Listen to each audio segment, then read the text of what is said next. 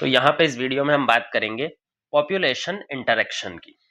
Population interaction यानी कि दो डिफरेंट पॉपुलेशन के जो ऑर्गेनिज्म है वो आपस में कैसे इंटरेक्ट करते हैं, इसको बोलते हैं इंटर स्पेसिफिक इंटरेक्शन, यानी कि दो डिफरेंट पॉपुलेशन के मेंबर्स के बीच में इंटरेक्शन। या फिर इंट्रा स्पेसिफिक इंटरेक्शन भी होता है, जहां पे एक ही पॉपुलेशन के जो डिफरेंट मेंबर्स हैं, सेम पॉपुलेशन के मेंबर्स आपस में जब इंटरेक्ट करते हैं तो इसको बोलते हैं इंट्रा स्पेसिफिक इंटरेक्शन। तो पॉपुलेशन इंटरेक्शन की पहले अगर हम डेफिनेशन की बात करें तो पॉपुलेशन इंटरेक्शन का सिंपल सा मतलब है interaction between living organism, interaction between living organism. अब दो लिविंग ऑर्गेनिज्म के बीच में जो इंटरेक्शन हो रहा है वो दो लिविंग ऑर्गेनिज्म सेम स्पीसीज के हैं या फिर डिफरेंट स्पीसीज के हैं, इसके बेसिस पे ये पॉपुलेशन इंटरेक्शन दो टाइप्स के हो जाते हैं। एक है इंट्रा स्पेसिफिक और दूसरा है इंटर स्पेसिफिक। इंट्रा स्पेसिफिक यानी between members of same population, between members of same population. जबकि इंटर स्पेसिफिक के अंदर में दो डिफरेंट पॉपुलेशन, मान लो पॉपुलेशन 1 है और इसका एक इंडिविजुअल पॉपुलेशन 2 के साथ इंटरेक्ट कर रहा है, तो इसको बोलते हैं इंटर स्पेसिफिक इंटरेक्शन। ये तो बात हुई टाइप ऑफ पॉपुलेशन या फिर किस पॉपुलेशन को वो पार्टिसिपेटिंग या इंटरेक्टिंग इंडिविजुअल बिलोंग कर रहे हैं, उसके बेसिस पे हमने इंटरेक्शन को दो ग्रुप्स में क्लासिफाई किया।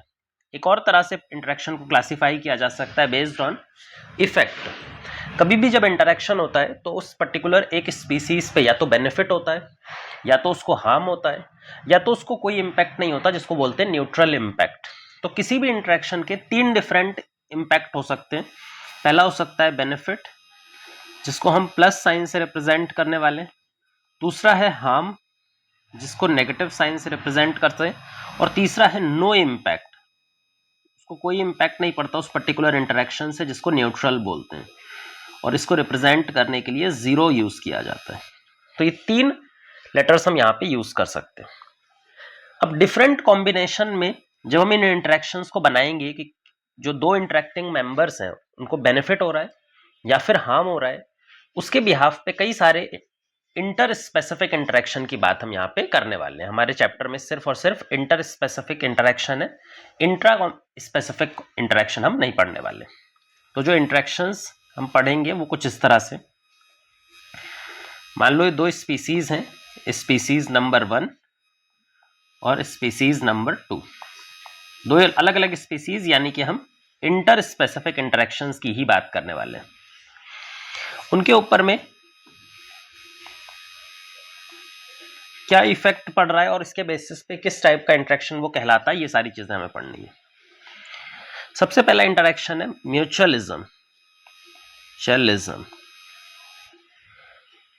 जिसमें दोनों स्पीसीज को फायदा होता है। तो इस दोनों स्पीसीज के आगे हम क्या लगाएंगे, प्लस और प्लस। याद रखेंगे म्यूचुअलिज्म दोनों स्पीसीज को फायदा देता है, प्लस ऑब्लिगेटरी होता है। ऑब्लिगेटरी मतलब नेसेसरी। अगर ये पर्टिकुलर इंटरेक्शन इन दो स्पीसीज के बीच में, दो स्पीसीज के मेंबर्स के बीच में नहीं होगा तो वो सर्वाइव नहीं कर पाएंगे, है ना। तो म्यूचुअलिज्म ऑब्लिगेटरी होता है। म्यूचुअलिज्म के अलावा एक और सिमिलर टाइप का इंटरेक्शन होता है जहां पे दोनों स्पीसीज को, दोनों पॉपुलेशंस को बेनिफिट होता है, लेकिन ये ऑप्शनल होता है। अगर म्यूचुअलिज्म जैसी कंडीशन हो लेकिन ऑप्शनल हो, मतलब जरूरी नहीं है, वो अलग अलग भी सरवाइव कर सकते हैं, लेकिन साथ में आएंगे तो दोनों को बेनिफिट मिलता है। इस तरह का इंटरेक्शन कहलाता है प्रोटो कोऑपरेशन। Proto cooperation. तो ये दूसरे टाइप का इंटरेक्शन हो गया, ये पहले टाइप का और ये दूसरे टाइप का। थर्ड टाइप के इंटरेक्शन की अगर हम बात करें तो parasitism. Parasitism plus minus type का इंटरेक्शन है। एक स्पीसीज को बेनिफिट मिलता है और दूसरे स्पीसीज को फायदा मिलता है, तो यहां पे प्लस माइनस इंटरेक्शन है। Fourth is predation. ये भी प्लस माइनस इंटरेक्शन है।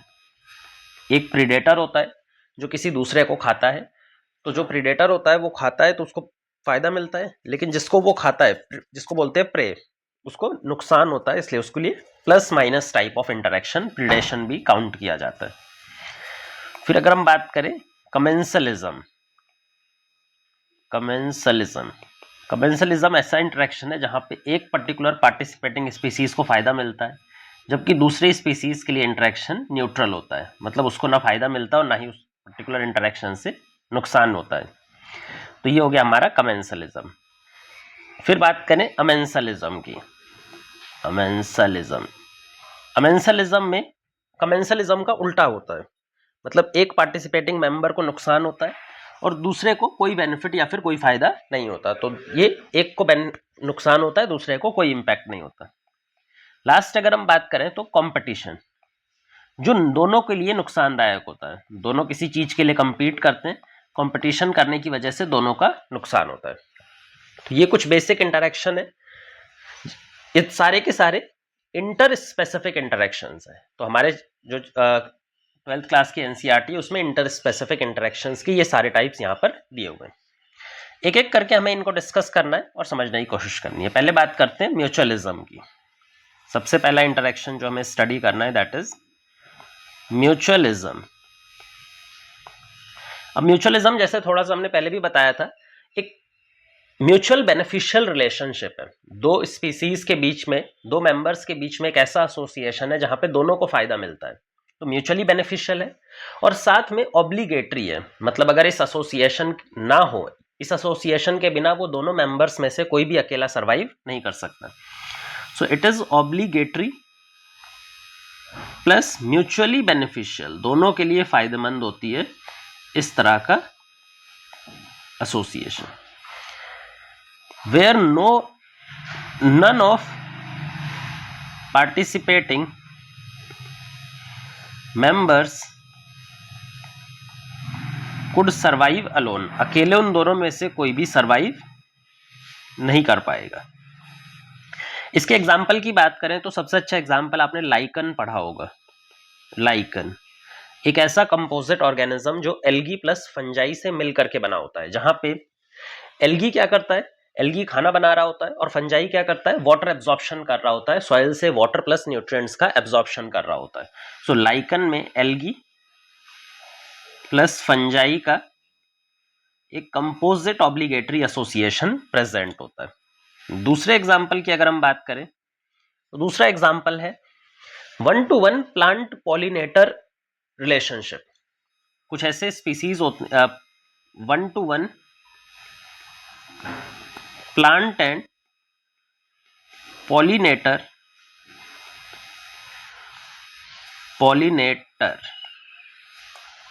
ये हमने इधर लिख दिया रिलेशन। एंजियोस्पर्म फ्लावरिंग प्लांट्स को सरवाइव करने के लिए पॉलिनेटर इंसेक्ट्स की जरूरत होती है जो उनके पोलन ग्रेन्स को ट्रांसफर करते हैं एंथर से स्टिग्मा तक। लेकिन ये पॉलिनेटर्स कई बार प्लांट स्पेसिफिक होते हैं, मतलब एक पर्टिकुलर प्लांट स्पीसीज को एक पर्टिकुलर इंसेक्ट स्पीसीज ही पॉलिनेट कर पाता है।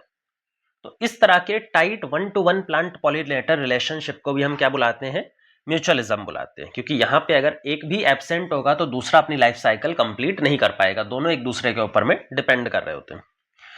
इसका सबसे अच्छा एग्जाम्पल है यूका मॉथ। अगर इसके एग्जाम्पल की बात करें तो यूका प्लांट और उसका एसोसिएशन होता है यूका मॉथ से। यूका प्लांट और उसका एसोसिएशन किससे होता है, यूका मॉथ से। अब अगर बात करें कि यूका मॉथ और यूका प्लांट में कैसे एसोसिएशन होता है, तो जो फीमेल यूका मॉथ होता है, जो फीमेल यूका मॉथ होती है, फीमेल इंसेक्ट होती है, उसके पास में एक ओविपोजिटर होता है। एग को ले करने के लिए उसके पास में उसके बैक साइड से एक टेंटिकल निकल रहा होता है जिसको बोलते हैं ओविपोजिटर।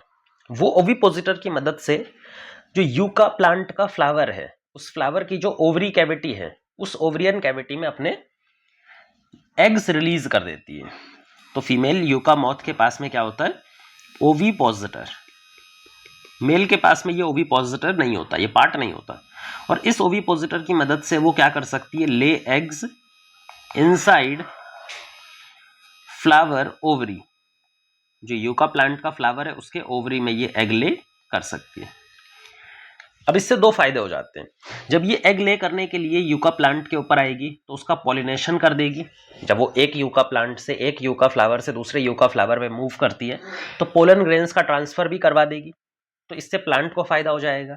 और यूका मॉथ को क्या फायदा होगा कि जब इसके एग को ये इसने ओवरी के अंदर प्लेस कर दिया है तो उनको प्रोटेक्शन मिल जाता है, बाहरी दुनिया से प्रोटेक्शन मिल करके वो ओवरी में इजिली ग्रो कर सकते हैं। तो दोनों को यहाँ पे बेनिफिट मिल रहा होता है। दूसरा एग्जाम्पल होता है यहाँ fig plant and fig wasp. दूसरा एग्जाम्पल है फिग प्लांट का, और फिग प्लांट किसके साथ में एसोसिएशन दिखाता है, फिग वास्प।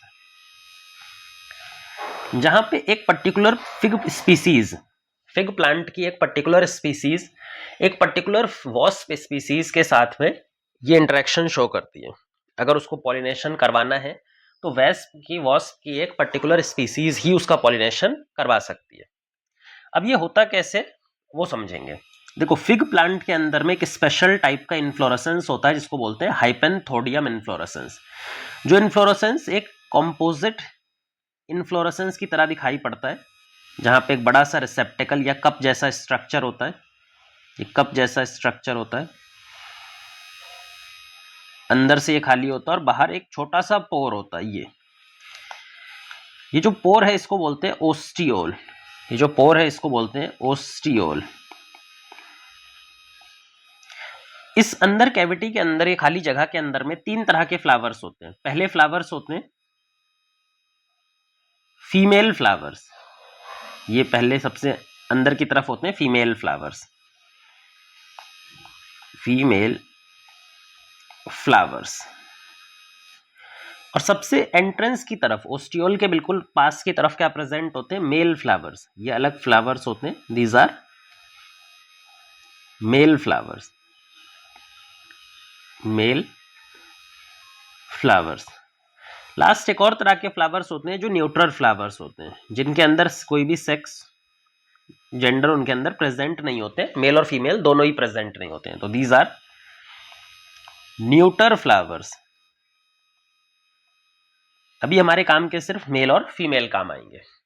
ये जो मेल और फीमेल फ्लावर्स हैं, इनकी जो मैच्योरेशन टाइम है वो भी डिफरेंट दिखाई पड़ता है। फीमेल फ्लावर्स पहले मैच्योर होते हैं और मेल फ्लावर्स बाद में मैच्योर होते हैं। क्योंकि फीमेल पहले मैच्योर हो रही है और मेल बाद में मैच्योर हो रहा है, तो इस कंडीशन को बोलते हैं प्रोटोगाइनी कंडीशन। प्रोटोगाइनी कंडीशन ये शो कर रहा होता है। अब ये प्रोटोगाइनी कंडीशन भी इसके सर्वाइवल के लिए इंपॉर्टेंट है। इसका जो पॉलिनेशन है वो कौन करवाता है, इसका पॉलिनेशन करवाता है वॉस्प स्पीसीज। अब मान लो यहाँ पे एक फीमेल वास्प है, ये फीमेल वास्प है ना? इस फीमेल वास्प को एंटर करना है इस हाइपेंथोडियम के अंदर, इस कैविटी के अंदर में, ताकि वो अपने एग को अंदर ही रिलीज करने वाली है। अंदर जाने के लिए इस स्पोर का सहारा लेती है। ये जो पोर यहाँ पे है, इसी पोर के रास्ते से ये अंदर मूव करने वाली है। जब ये अंदर इसके पोर के थ्रू मूव करती है तो ये पोर इतना छोटा होता है कि इसके विंग्स जो होते हैं वो यहीं पे रिमूव हो जाते हैं। तो ये यहाँ पे इसके विंग्स जो होते हैं एंटर करते टाइम रिमूव हो जाते हैं। क्योंकि इसके विंग्स एक बार रिमूव हो गए अंदर जाते टाइम, जब ये बाहर आने की कोशिश करेगी तो ये बाहर अब वापस नहीं आ पाएगी। एक्चुअल में इसको बाहर आना ही नहीं है। एक बार पॉलिनेशन करने के बाद में ये यहीं पर इसकी डेथ हो जाती है, वो अंदर ही उसका लाइफ साइकिल खत्म हो जाता है।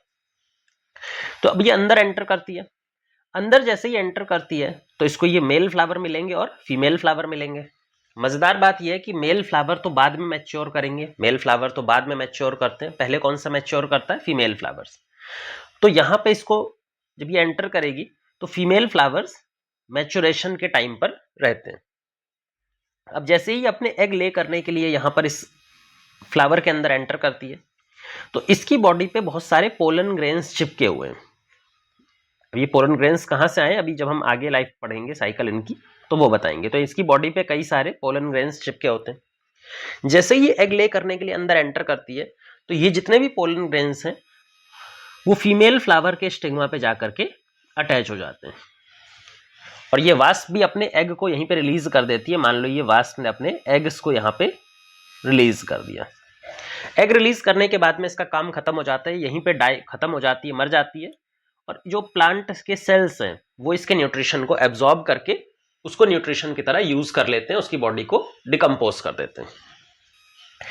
फिर कुछ समय बाद ये जो एग्स हैं, ये जो वास्प के एग्स हैं, वास्प एग्स, इनमें एम्ब्रियो डेवलप करता है, लार्वा डेवलप करता है, और लार्वा डेवलप करके उनमें से इंसेक्ट बाहर आना स्टार्ट कर देते हैं। अब जो वास्प के एग की हम बात कर रहे हैं, वास्प का एग क्या बनाएगा? लार्वा बनाएगा, और उस लार्वा से अडल्ट इंसेक्ट बाहर निकलना स्टार्ट होंगे, अडल्ट इंसेक्ट बाहर निकलना स्टार्ट हो जाएंगे। जिस टाइम पे ये इंसेक्ट बाहर निकलते हैं उसी टाइम पे जो फीमेल फ्लावर्स थे, जो पहले ही मैच्योर हो चुके थे, ये मैच्योर होकर फर्टिलाइजेशन करते हैं। फर्टिलाइजेशन करने के बाद में सीड का फॉर्मेशन करने लगते हैं। ये किस में डेवलप होने लगते हैं? सीड में डेवलप होने लगते हैं। किस में डेवलप हो गए? सीड में डेवलप हो गए।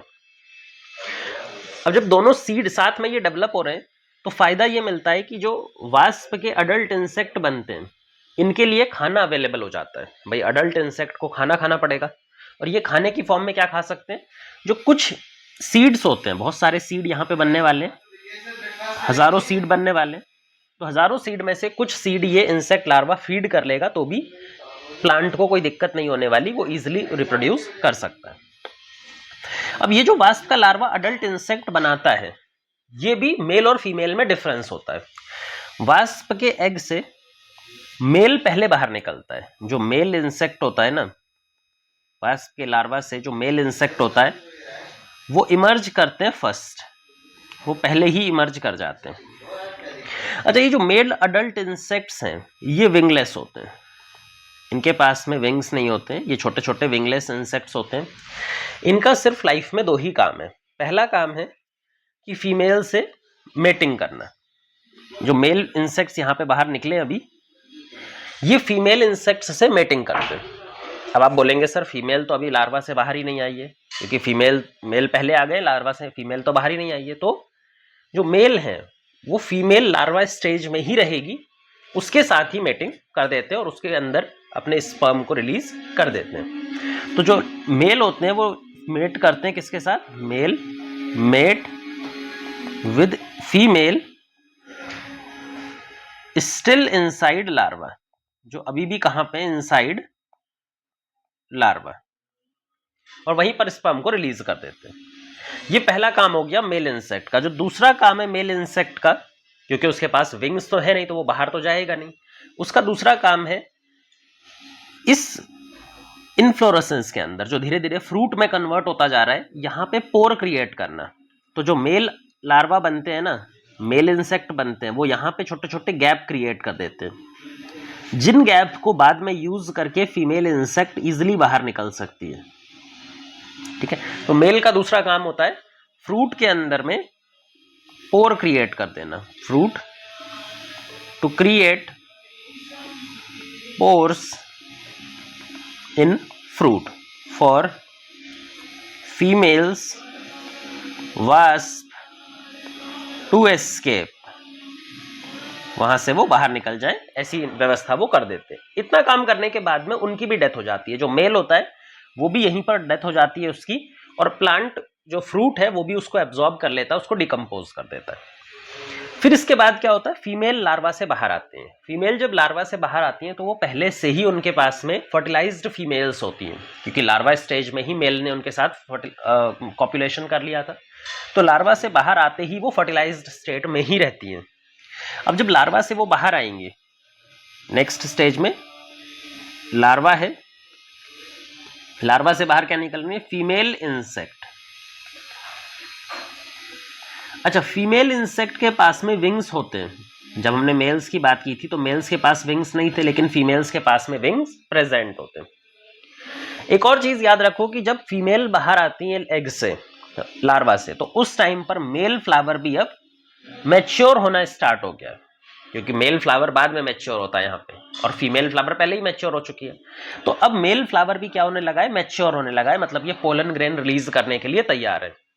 जैसे ही फीमेल वास्प बाहर निकलती है तो वो इस पूरे इन्फ्लोरेसेंस में घूमने लगती है, ताकि वो बाहर जाने के लिए पोर्स तलाश कर सकें। जब वो बाहर रोम करती है तो उसकी बॉडी पर ये जो पोलन ग्रेन्स, ये जो मेल फ्लावर है, एंथर है, मैच्योर एंथर, इसके पोलन ग्रेन्स उसकी बॉडी पर चिपकने लगते हैं। फीमेल लार्वा जैसे ही बाहर आती है तो female start to search for pores to get out. और जब वो बाहर मूव कर रही होती है तो कई बार मेल फ्लावर्स उनके ऊपर में अपने पोलन ग्रेन्स डस्ट कर देते हैं, उसकी बॉडी पर बहुत सारे पोलन ग्रेन्स चिपक जाते हैं। फिर इन्हीं पोर्स से जो मेल ने क्रिएट किए थे, इनसे वो बाहर निकल करके, क्योंकि उसके पास तो विंग्स प्रेजेंट है, वो बाहर जाके मूव करती है। तो फीमेल वास्प अल्टीमेटली बाहर कैसे मूव करेगी? Female wasp move out through pores जो किसने क्रिएट किए थे?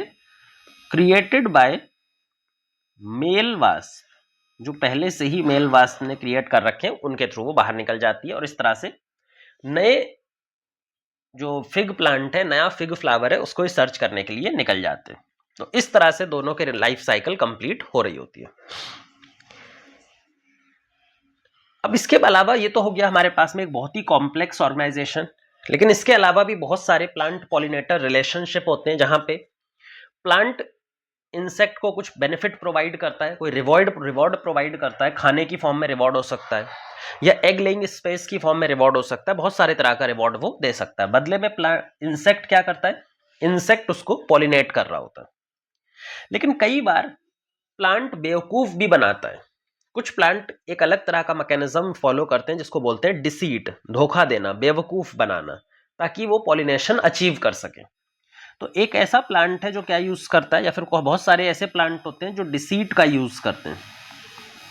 डिसीट का सिंपल सा मतलब होता है धोखा देना या बेवकूफ बनाना, है ना। इसमें एक बहुत बढ़िया एग्जांपल है मेडिटेरेनियन ऑर्चिड ओफायरस। एक मेडिटेरेनियन ऑर्चिड है ओफायरस नाम का। उसने क्या किया हुआ है, उस ऑर्चिड का मेडिटेरेनियन ऑर्चिड, जिसका इंग्लिश नाम है, वो साइंटिफिक नेम है ओफायरस। इस पर्टिकुलर ऑर्चिड का जो फ्लावर होता है उसका एक पेटल बड़ा सा होता है और वो रिजेंबल करता है एक पर्टिकुलर स्पीसीज के फीमेल वास्प को। इसके फ्लावर का एक पेटल होता है, या पेटल किसको रिजेंबल कर रहा होता है? रिजेंबल अ फीमेल वास्प, एक पर्टिकुलर स्पीसीज की फीमेल वास्प को रिजेंबल कर रहा होता है।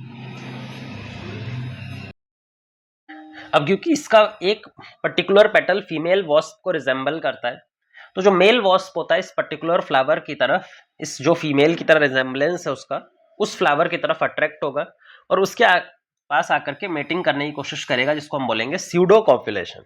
प्रॉपर कॉपुलेशन तो वो कर नहीं सकता, वो एक्चुअल फीमेल वास्प तो है नहीं, तो वो क्या परफॉर्म करता है? Pseudo copulation.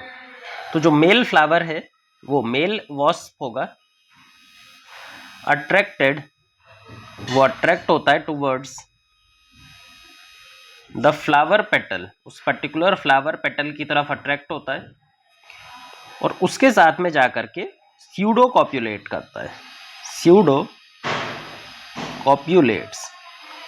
ऐसा करने से जब वो बार बार अलग अलग प्लांट्स के ऊपर स्यूडो कॉप्युलेट करने जाता है तो एक प्लांट का पोलन ग्रेन दूसरे प्लांट के स्टिग्मा तक इजीली पहुंचा सकता है, तो वो पॉलिनेशन में मदद कर रहा होता है। अब यहाँ पे एक प्रॉब्लम आती है कि भाई बच्चे ही सोचते हैं कि सर उस पर्टिकुलर प्लांट का तो फायदा हो गया, उसका तो पॉलिनेशन हो गया, पर वास्प को क्या फायदा मिला?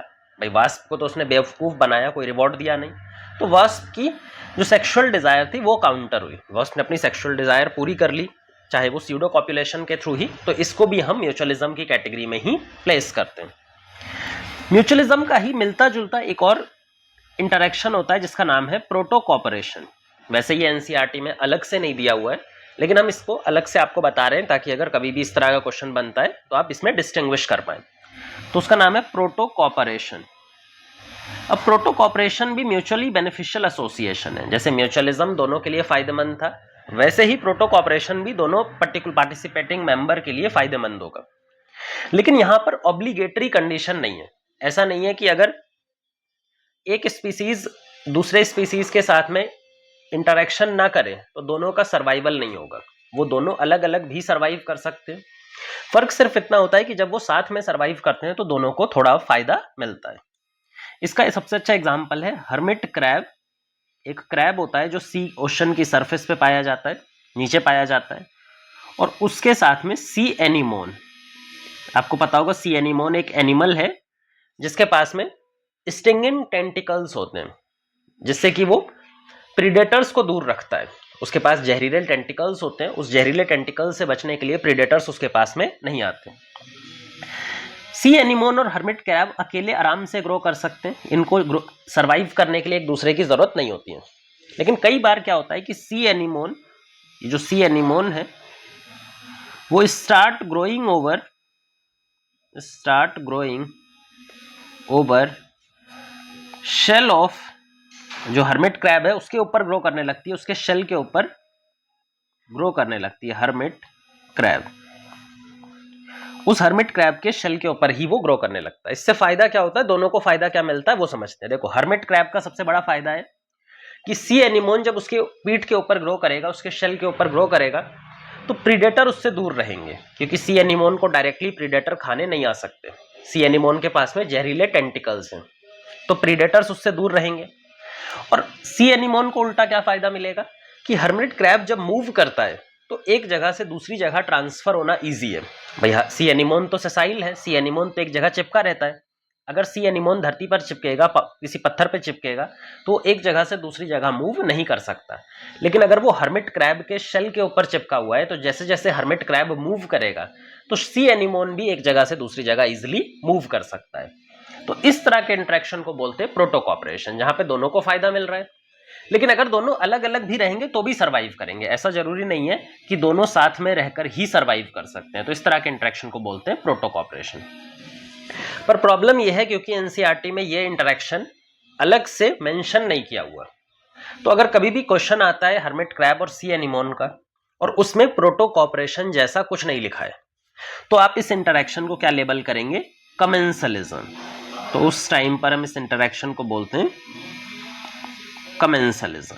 ये आपको याद रखना है नीट के लिए स्पेशली, कि अगर हर्मिट क्रैब और सी एनीमोन का क्वेश्चन आया है और उसमें प्रोटोकॉपरेशन टर्म नहीं दिया हुआ, तो हम इसमें क्या लिखते हैं, कमेंसलिज्म टर्म लिख करके आगे बढ़ जाते हैं। तो यहां पे हमने म्यूचुअलिज्म और प्रोटोकॉपरेशन खत्म किए। नेक्स्ट वीडियोस में हम एक एक इंटरेक्शन या दो इंटरेक्शन हर वीडियो में कवर करते हुए चले जाएंगे।